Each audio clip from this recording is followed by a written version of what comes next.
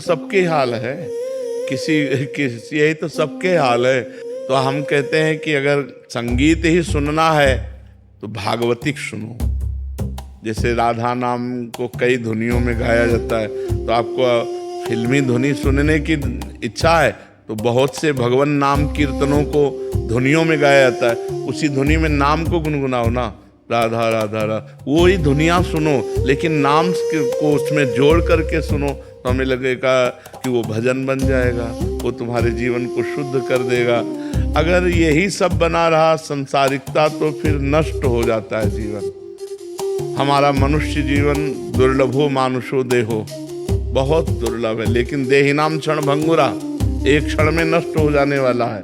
तत्रापि दुर्लभम मन्येत वैकुंठ प्रिय दर्शनम, भगवान के प्यारे भक्तों का दर्शन, उनके प्रेमियों का जो संग वो अत्यंत दुर्लभ है। क्यों? क्योंकि अगर प्रेमियों का संग मिल गया तो भगवान से प्रीति हो जाएगी। ये क्या है आप सोचो, जो अभिनेत्री अभिनेता अभिनय कर रहे हैं, क्या वो सत्य अभिनय? एक झूठे संसार में एक झूठी और बात, एक झूठे संसार में एक झूठी और बात। कौन सा सत्य है? अभिनय। पैसा दे के देखने जाते हो तो जो अभिनय कर रहा है वो केवल नाटक ही तो कर रहा है, और तुम उस अभिनय में लुभा करके अपने जीवन को गलत रास्ते पे ले जाओ तो ठीक नहीं है। अपने जीवन को ब्रह्मचर्य, सत्य, पवित्रता, परोपकार, इसकी तरफ ले जाना चाहिए। ये सुंदर जीवन मिला है पवित्र धर्म से चलने के लिए। आप फिल्मी गाना सुनोगे, फिल्म देखोगे तो हीरो हीरोइन का रंग चढ़ेगा, वही सांसारिक रंग चढ़ेगा, क्लबों में जाना अच्छा लगेगा, तो हमें लगता है इससे आपकी मनुष्यता नष्ट हो जाएगी। देवत्व और भागवतिक बात तो जाने दो, जो हम देखते हैं, जो हम सुनते हैं, वैसा ही हमारा विचार बनता है।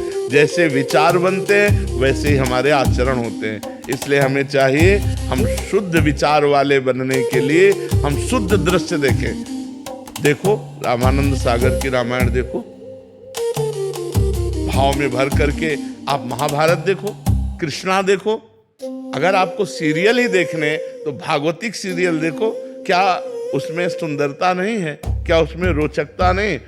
अब देखो सुदामा चरित्र दिखाते हैं जब, तो हृदय एकदम पिघल जाता है। कितने भगवान करुणा में दौड़ पड़े सुदामा जी से मिलने। जब हम ये दृश्य देखते हैं तो हमें भगवान की याद आती है, भगवान की करुणा याद आती है। और हीरो हीरोइन को जब देखते हैं तो संसार याद आता है, संसारिकता याद आती है। तो हमें लगता है अगर हम टीवी देखें या मोबाइल में देखें तो संतों को देखें, संतों के चरित्र देखें, संतों के वचन सुने, और जो भागवतिक चरित्रों का अनुकरण किया गया है वो हम देखें। हम गंदी बात क्यों देखें, झूठी बात क्यों देखें? मन की सहज वृत्ति उस ओर आकर्षित हो, रोकना चाहिए ना। मन तो बहुत बदमाश है, ये तो कुछ भी कह देगा, हम इसकी हर बात थोड़ी मानेंगे, इसे रोकना चाहिए। और इधर लगता नहीं है। हाँ, नहीं लगाना चाहिए। लगेगा कैसे नहीं, जबरदस्ती लगाना चाहिए। हमारा मन है, हमारे अधीन होना चाहिए, हम मन के अधीन नहीं होना। हम कह रहे हैं ये घड़ी है, हमारा हाथ कह रहा छुओ, अब हम कह रहे नहीं छुएंगे, अब बार बार कहेगा छुओ, नहीं छुएंगे, क्या कर लेगा हम? घड़ी हमारे पास थोड़ी आ जाएगी।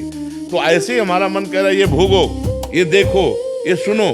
तो हमें जब शास्त्र विरुद्ध बात लग रही है तो हमें नहीं देखना, नहीं सुनना।